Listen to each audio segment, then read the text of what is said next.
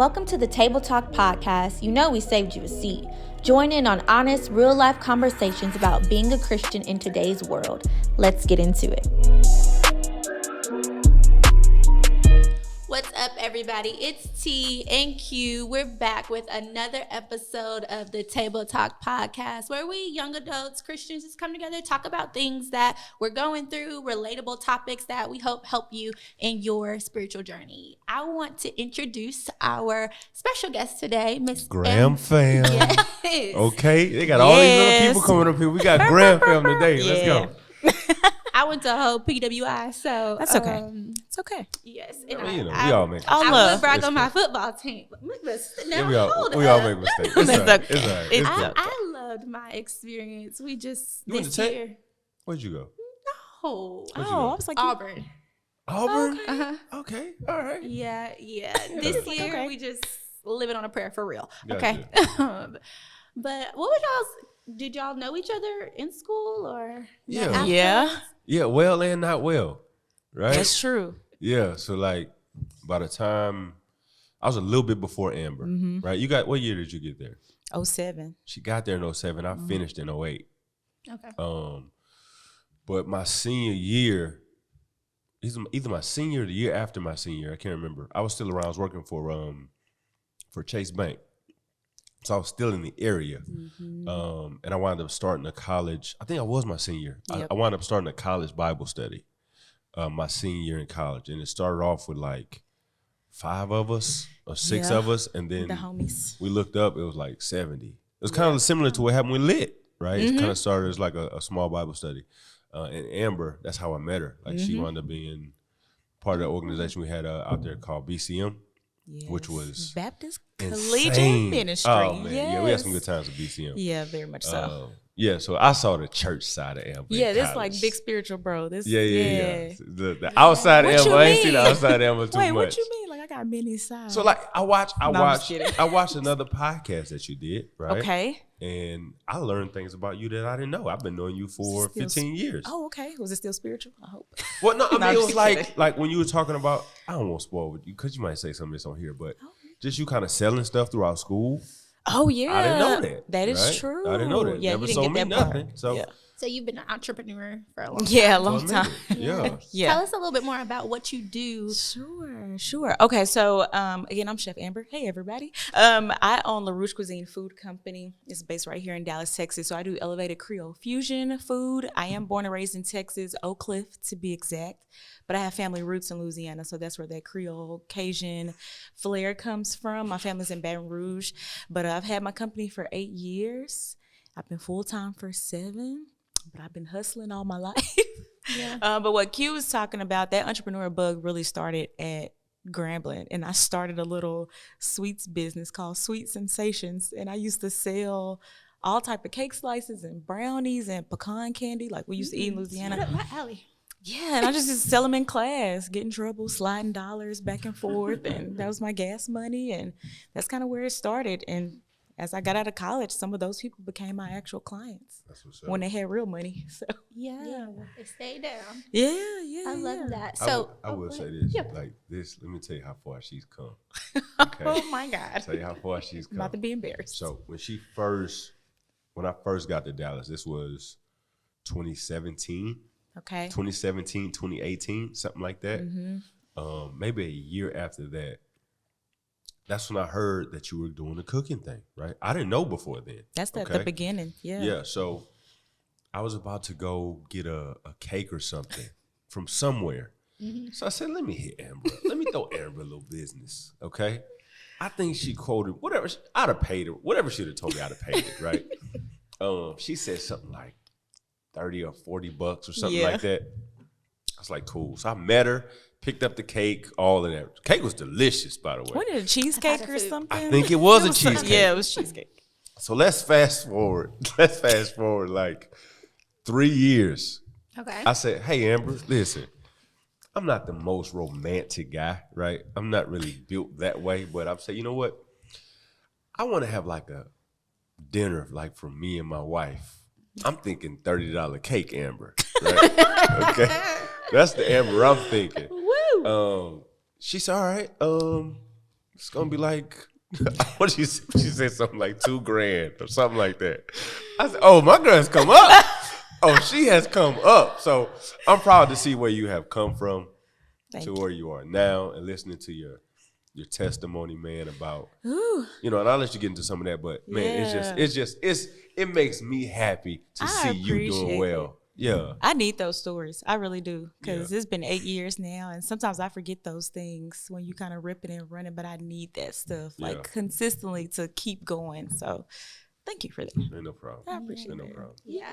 And her food is really good. So we'll really definitely good. It's really good. We're going to put all your stuff. Yeah. It's really good. Thank you.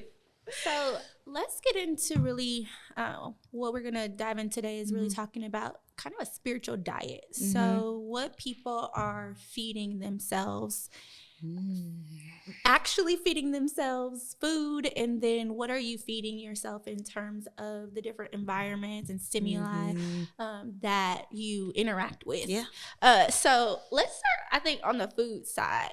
What do you think? How does that really connect with people in terms of their spiritual walking journey? Because I know for me, I used to just eat whatever, whenever I felt like, and then I hit 30. Ooh, that's the number. I hit that's 30 when it changes. and my body was not bodying. And I could actually start to tell when I fed myself stuff that was not necessarily nutritious, or if I was stress eating and stuff like that. And it would show up in even my moods and stuff. And I think people don't necessarily understand the connection that food has with how we really like show up and can be our best selves. Yes. It's so connected, so connected that it's scary. I mean, just think about at the foundation of it, fasting. What do we normally fast from? Is normally tied to food for the most part. We've gotten creative now, TV and social media, but originally just started with food, with the Daniel fast. And even in that story, you see he gave up this physical nourishment and said, I bet I'm going to be the strongest out of the rest of the people who you fed all the king's meals and these fatty things. I'm going to eat this clean diet and see who's the strongest and see who's the best person at the end of this time. And it's the same way today. But the same thing there is, you have to know your body. You have to know your body. So as a chef, a lot of people ask me about this diet and this diet. Do you do the keto diet, or what do you think about this? What do you think about this? So I actually don't agree with diets at all, because diets are a kind of one-stop shop and just like a list of things, but everybody's body is different. So while this might have one result for you, it's going to do something completely different for you. So the only way to get a system that works for you is to know the vessel. And that's the same thing on the spiritual side too. Trap music might not affect you, but for you, you might can't listen to that at a certain, a certain time. So you have to know yourself. You have to know what your triggers are. You have to know what your body is saying that it wants and it doesn't want. And what's so crazy is around that 30-year mark, that's when our bodies start to shift and change. I actually went through my own change. I'm now vegan, pescatarian, but for my clients, I cook everything. But for me, at the age of 30, my body said, we don't want meat anymore. I don't want dairy. I don't want all the good things that taste amazing. So it was, either listen to what I want, what my flesh wants, or listen to what this vessel is telling me. And God has called us to be a steward over this vessel. So just think about if God was like, all right, it's time to turn in your vessel, and he looked at it, will you be able to say I was a good steward over this vessel that you gave me? So that's kind of how it boils down. That's good. Yeah. That's dope. You right about that age thing, boy. Ooh. We try to ignore it. It's like, ooh. I mean, when I was in my 20s, I could eat whatever I wanted. You know what I mean? I eat wrong now. I got to take a nap, right? Yeah. So it just shuts your whole body down. So I feel you. And, one of the things you mentioned, about music, right? I'm from Louisiana. Yeah. And I'm from Baton Rouge, Louisiana, right? Yeah, you already know. But even a strong person, that can affect you. I had a situation, it was a couple weeks ago, and I thought I was going to share it on the podcast, but I decided not to that day. But since we're talking about feeding yourself, I will.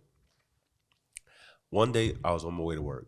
I'm listening to Boosie. Oh. On my way to work, dummy, right? You ready to flip tables. That's mistake number one, right? So I hear, I could hear the spirit tell me, no, I'm lying. Okay. my Pandora stops working. So I look down like, what's going on? Mm-hmm. My Pandora I'm not in a bad area, right? It's not like a bunch of cars around. So a little time I can hear like, man, cut that off. I didn't listen. So it came back on. I'm listening again. Then it stopped again, okay? So I looked down like, what's up? So I said, all right, let me just pause this. So I asked God, I said, hey, man, maybe you're trying to tell me something, right? I'm not listening. Maybe something specific that you need to tell me, right? So I wind up just kind of just being at ease. And he said, hey, man, this morning's going to be a rough morning. Ooh. You don't need that this morning, right? Rough morning? Rough morning how? These kids? I can handle these kids. Yes. Rough morning, man, nobody's really going to bother me, okay? Yeah. He said, okay. My music cuts back on, okay? So I'm finished listening to my music. I get there. We have a meeting at 8:15. First meeting of the day. Somebody said something. Somebody fussed at me about something that I had already done. And I'm the guy who never responds, never says anything. Yeah. They feel like I'm quiet. I mean, you know me better than that, right? But they think I'm quiet because I really don't respond too much. Right. And I lost it. Now, lost it for me, okay? Right. Some of them, they was like, I probably would have, you know what I mean? Yeah. But for me, it was a little out of character. And then when I left that meeting, I'm hot and I'm talking up, and then he kind of hit my spirit like, I told you, right? Like you're feeding yourself that, not even realizing what type of zone, what type of mood you're putting yourself in, you know? And it threw my whole day to the point that the principal came to me the next day. Hey man, I just came to check on you, bro. You okay? And then the pride stepped back up. Oh, I'm good. I handled it, right? And he said, no, I heard you handle it. But we're just not used to that type of vibe. You know, I had to repent. I went to talk to the guy too. Like, my bad, bro. Like, that's not, one, that's not who I am. Two, that's not how I want to treat you. Right. And he kind of felt like, well, maybe I was out of line, so to speak. But what you do has nothing to do with me. Nothing to right? do. Yeah. I really don't care what you did or said to make me get there.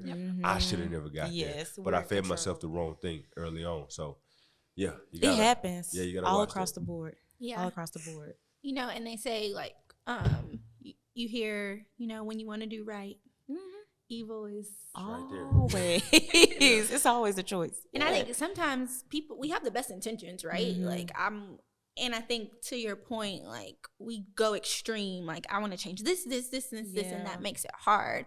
So I think about just this idea of building habits and how it's difficult sometimes because you do associate food with certain things and everything.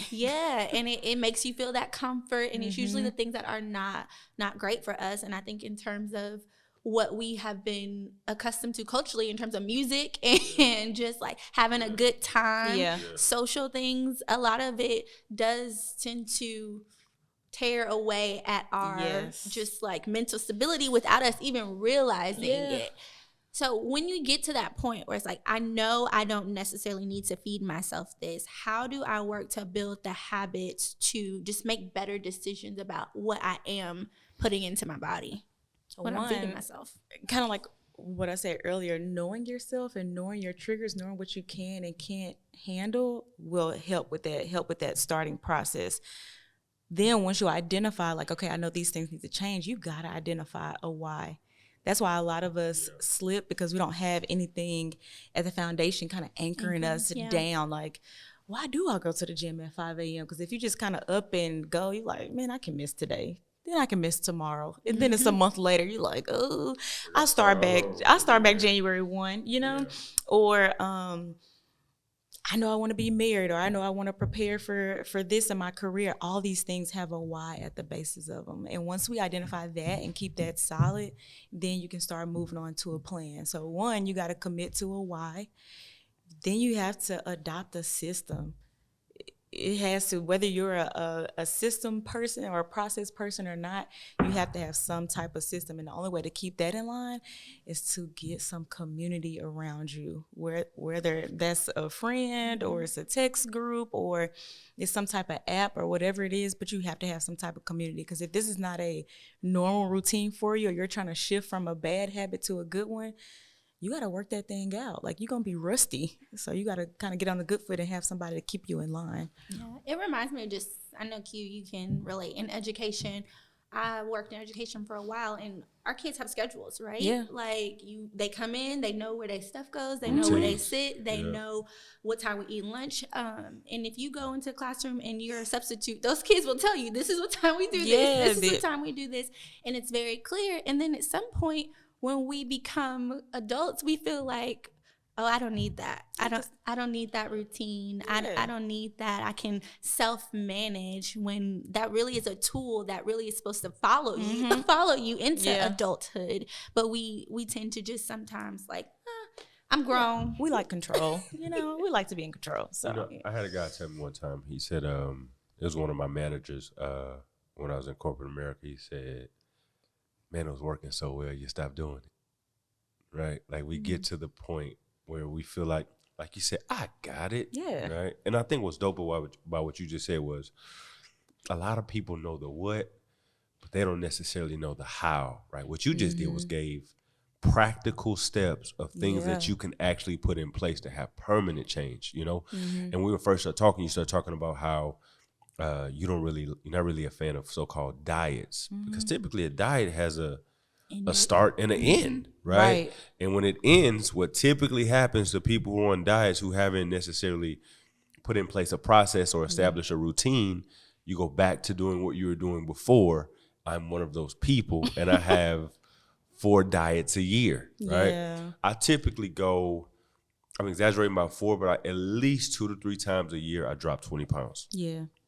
Just in the last 6 months, I probably picked up 25. Even when I watch myself on here, I'm like, God dang, boy, you putting on some weight, right? But I can shut on a switch of, and my thing is bread. I'm a sweet person. Ooh. Listen, you probably would have sent me to the hospital with diabetes had I known you was cooking them treats in college, okay? But like sweets, bread, like sweet teas and juices, it's horrible for me. So what I'll do is I'll shut them off for months. Yeah. Right. And I've started the process. My anniversary was this past weekend, so I broke a little bit, right? But Congrats. appreciate it, 39 years in. Woo. Come on. Now we're on year 12. Okay. We just hit 12. She was there for the beginning of some of that, right? Yeah. Yes. But like I shut down for a couple months and I go hard. And you'll see the weight just trickle off. I'll drop 20 pounds like it's nothing. But I went extreme. You can't sustain that. Like forever, you're never going to drink anything other than water for the rest of your life. You're never going to have a treat for the rest of your life. Ever. You're never going to have any bread for the rest of your life. It's not sustainable, right? Yep. And I think a lot of times, even in life with our spiritual walk, like you were talking about, people try to stop doing this. Yeah, that'll help temporarily, but we got to find a process or a routine to help us where we can maintain it for a longer period of time. And grace is built into that. Yeah, too, absolutely. Right? Now, there's a difference between grace and also enabling, too. And you got to know the difference between that. Grace is giving yourself the time to change and kind of go through the process that you set forth. And then when you start enabling, that means you're just being okay with being complacent with whatever you are. And you kind of forgot that why. But we got to give ourselves grace because we're going to mess up. Yep. You can even build in those cheat days or those guilt days and anything you want to do there, or depend on what you're trying to do. But yeah, you gotta give yourself a little grace too throughout the process because it's difficult. Yeah, it's really and I difficult. think allowing God into the process. Yes. So that you connect that with just like spiritual growth too, right? So I think, like you said, anchoring that in something bigger than I just want to lose weight. Yes. Or I just want to, get my summer body to get slim thick the goal. You know, it's just like you laughing, but just anchoring that in something that's deeper, that is going to not only have physical ramifications, but Yeah, also but spiritual. Yeah. And he should be the start, right? Like Yeah. even on the diet stuff, he should be the foundation of that. Like when I talk about the body and how you're managing that, like he gave that to us. So really when we don't take care of it, we kind of like, that's like before I had my job, I was at Enterprise for 4 years before I quit to do my business long term. And then somebody just bring back a car, they done smoked in it, they done wrecked it. It's like, well, I let you borrow this. It's not yours. And you gave it back to me in a space. Hey, Yeah. say that again. Yeah. Hey, listen to me. Come on. That's dope right there. You know, like Yeah. these are borrowed vessels. And he's like, you are the manager of these things. You don't own this thing, but you are here to manage it. So you have to manage the brain part of it. You have to manage the spiritual part because it's all of it. Just think the Holy Spirit is living up in here. So how is he living? Like, Hey, Yeah. I know. Sometimes we look for things to cut. Hey, we got to cut that right there. That's man. That's on point. Yeah. Oh man, yeah. and you got to get That's to so that good. conviction too, because this is conviction in that. But again, it's on the spiritual side Yeah. That too, part. for sure. It's maturity, I think. Oh, yeah. Some people you might be saying like I still like to listen to this. I still and that's fine, you know. And I think as you just keep pressing more into God, getting closer to Him, He changes your appetite. Oh my God. He changes your appetite for things.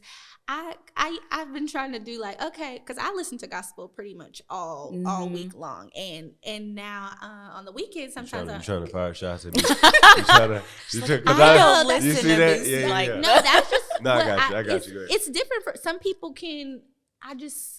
Sometimes I'm like, I can't wake up listening to what I usually listen to, which is R&B, because I don't want to be start off the day in my feelings. To your point and to what Q said, and I often tell people this too, don't be afraid or don't be ashamed of what lengths that you have to go for your goals. Yep. If you got to have somebody call you at midnight to make sure you're at the house and to make sure you ain't in nobody else's house, then do that. If you can't listen to trap music in the morning because you know whatever, it puts you in a certain then don't do that.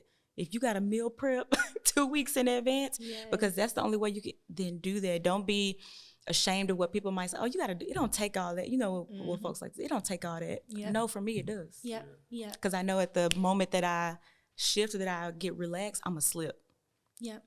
And my why is more important than that. Listen, man, you'd touched my heart today. I'm being serious. That's because I done been through it already. Yeah, so like, I'm listening to what you said just about the managing piece. Like, your finances, Oh my God. they don't belong to you. Not at all. Your resources that He's giving you, really. they don't belong to you. Right? The body, I never looked at it. I mean, you know, we say that the body is our temple, right? But I never thought about this body is not mine, right? If God was coming back, if I had to take this body to the Enterprise and give it to God and say, God. hey, this is what I, like, Good. What would he man. say? Yeah, I think if we lived a life as managers instead of owners, we probably operate a little different. Yeah. Yeah, you touched my heart with that one, Amber. You really did, man. Man, that's all glory to God. And you know, I think doing what you're supposed to do when you're supposed to do it helps too. The morning I was listening, we have a call every morning. Joe, Yes. Cal, Dave, like all us on this Yeah. call in the morning. That morning we weren't. Right? Had we been on that call that morning, I'd have never been listening to that. I never probably would have had that interaction, right? So getting out of the routine, if you happen to stop what you're supposed to be doing, you need to replace it with something else. Because if you don't, it's easy for something like, Oh yeah. man, yeah. Oh Yeah, because on the weekends I try to switch it up and be like, okay, Oh, I'm yeah. going out and I'm Right. I need a vibe. I be like, oh, what did you just say? It's just like I'm listening more to the Yes. lyrics, and it's now something that I needed to do during the week. I'm like, I also have to be more mindful of what, it's just he just tends to continue to work on you and work on you and work on you. So Yes. if you are not necessarily in that spot yet, that doesn't mean that there's not small things that you can do to continue to work on what you're feeding yourself. And I also think we have to think about starting with self, right? There are a lot of people who will say, well, I have this to do. I have these people that are depending on me, or I have to have all these things going on. What would y'all say to someone who feels like they can't prioritize this because they are really, they just got a lot going on. They busy, they have children, they have spouses, they have businesses, and they are doing great things, but they're not necessarily taking care of themselves in terms of what they are feeding to themselves based off of their season of life that they're in. Ooh, I know. I would say that's very real, right? Matthew 13, where it talks about the parable of the sower, the thorns kind of grab it up and choking that word. It's talking about the struggles of life that we have, like the in and out that we have day to day. It does choke the strength of the word of God has on you, right? So that's a legit reason. I think the steps that she gave earlier are probably an answer to that. But I would say if that's an issue, something I did in college, and this helped me tremendously in college. Before I got out of bed, I got my Bible and I read. And I prayed before I picked up my phone, before I cut on TV, before I washed my face and started getting ready for class or whatever.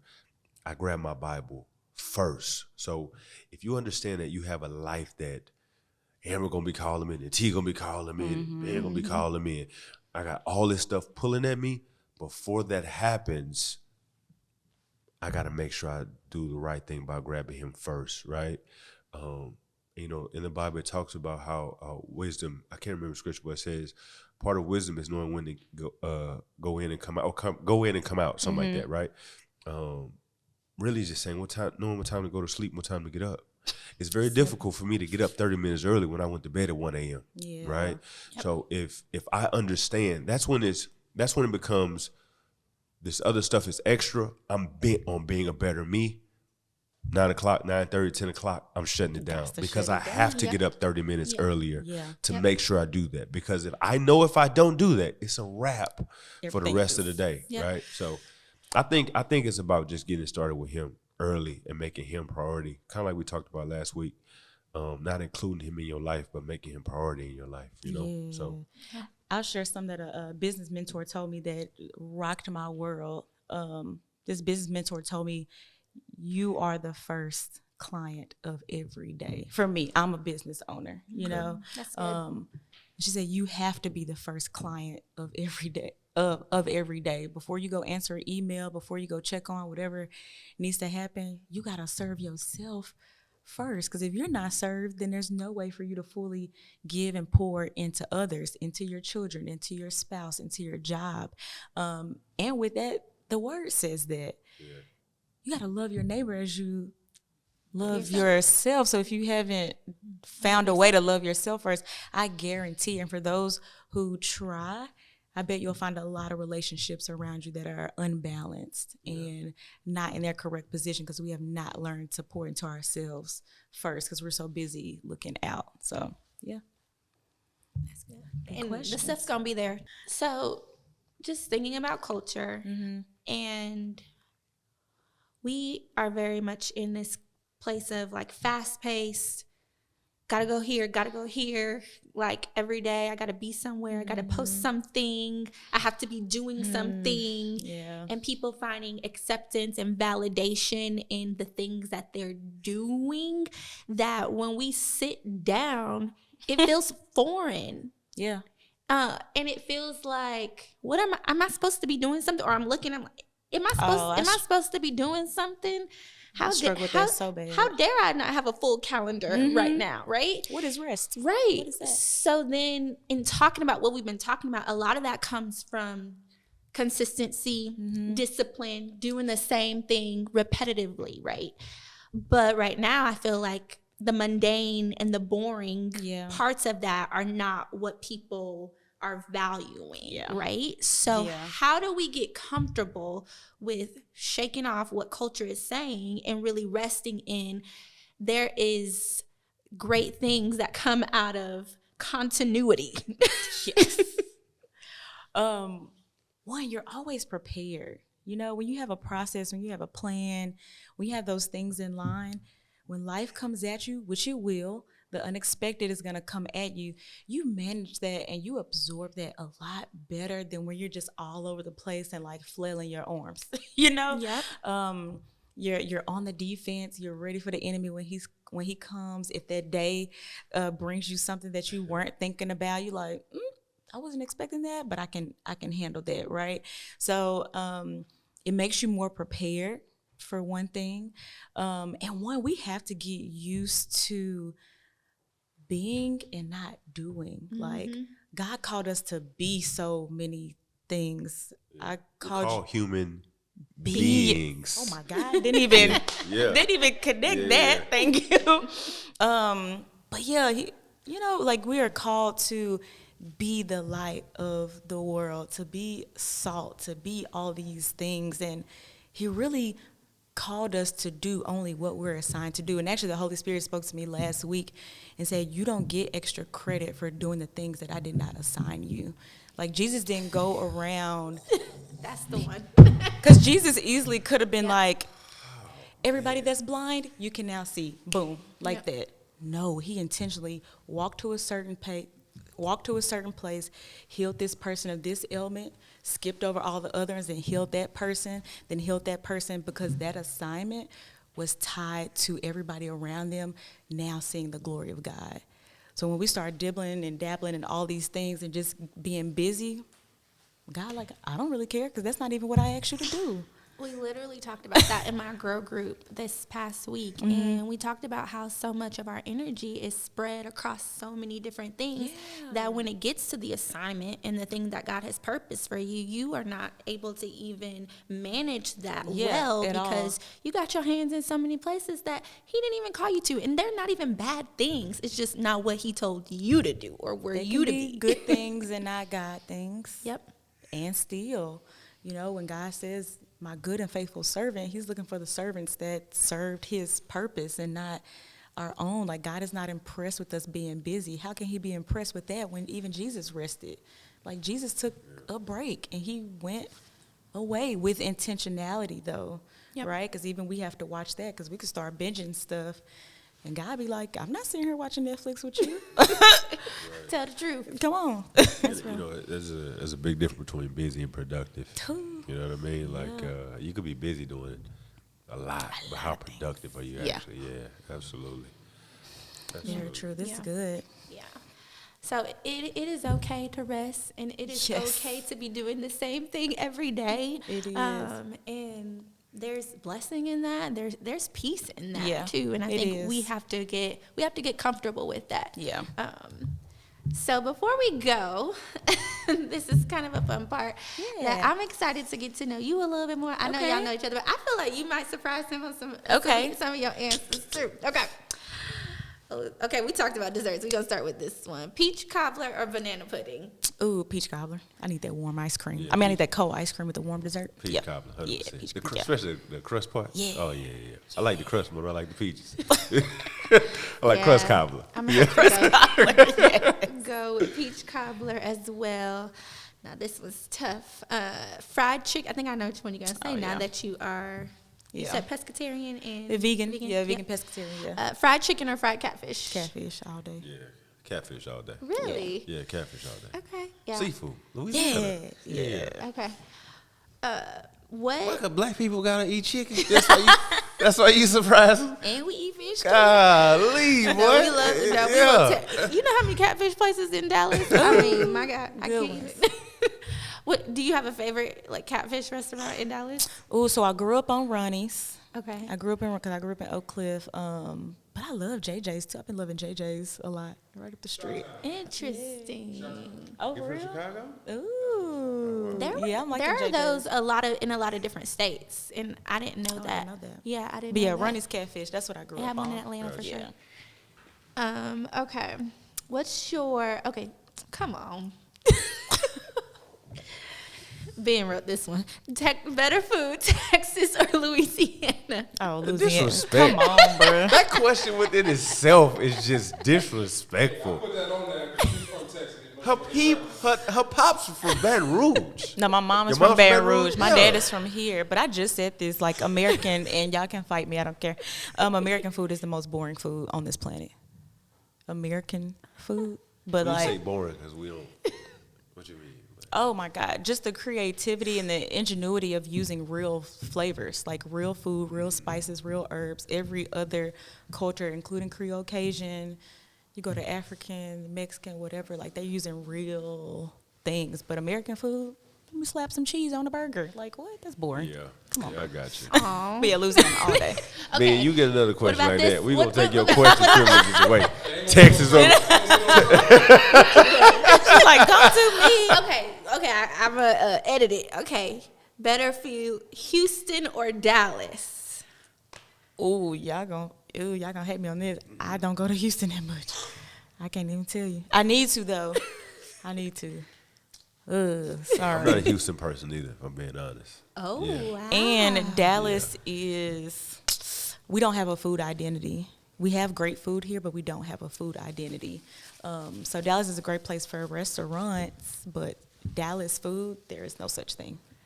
So interesting, because I saw this debate back and forth about better food in Houston or Louisiana online, and it was very interesting. But people were saying a lot of people are moving from, Yeah, they will are. move from Yeah. New Orleans Yeah, they do. or Louisiana to Houston. Yeah, your Beaumont So and all it's- that. Yeah, Yeah, you'll see So all those it's- influences There's a there. pipeline So it's from South influence. Louisiana to South Texas. Yeah.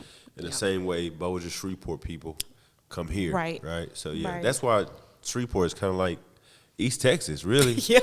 South Louisiana doesn't even consider Shreveport as Louisiana. That's sad. My bad. I don't know who watches this from Shreveport, but yeah, they That's consider them as Texas. That's not even real Louisiana That's to horrible. Southern Louisiana people. Yeah. very interesting. Yeah. So All right, y'all. Last one. What we gotta ask you this? Oh, boy. What's your favorite spot to eat in Dallas? Because Oh we've my been talking about God. these couple spots in the last couple of episodes. So one, I have a running restaurant list in my phone that probably has about 60 restaurants in it in You need Dallas. to share that. Yeah, I will, because I like to eat in my free time. I go out to dinner by myself. I get dressed up. I go eat. Yes, but Here for it. favorite place, that is so hard. My go-to, Casa del Vegano, black owned, Tex-Mex, vegan, in Oak Cliff, awesome happy hour. Go check them out. The owner is amazing. They also own the vegan food house that's also in Bishop Arts. Okay, I know that one. Yeah, so Casa del Vegano I think came first, or We were I don't know talking which about one, that the other whichever day. one. They have the same owners, but it's vegan food, black owned. But if you want to try vegan food and you don't want to try the mysterious things, go there. Because they got plates that look like chicken fried steak, mashed potatoes, whatever, and it's all Why vegan. is vegan food so high? It's not. Okay, I'm like, It's not. maybe it's the type that I'm being too fancy with it. Okay, we're gonna have to talk. Yeah, the more processed you go, the more expensive it's going to be. But if you just go to the grocery store and get fruits and vegetables, I guarantee you will probably cut your grocery bill in like half. I guarantee you. All right, y'all. We might be bringing Chef Amber back to do a little vegan class. Get us together. We have had a great time Oh, just me talking too. about just spiritual health. I feel just so good. Don't you inside. feel I wanna go healthy eat a now? salad. But we want our subscribers to be able to connect with you. So tell them how they can get connected if they want to book you. So you can follow us on Instagram at LaRouche Cuisine, or you can head to our website at www.enterlarouche.com. And you can find us there. Yes, we want you booked and busy. Please. All right, y'all. It's been another episode of Table Talk. We have had a great time. We hope that you were able to pick up some gems and just take some time to reflect and be mindful about what am I feeding myself, because everything we put in is going to come out in some sort of way, and you know what you want to come out is fruits of the spirit. So we love y'all. We'll see y'all next time on the Table Talk. Have a good one. Thank you for listening to the Table Talk podcast, presented by the Concord Church Young Adults. Be sure to subscribe on YouTube and Apple Podcasts, in addition to following us on Instagram at Concord Young Adults.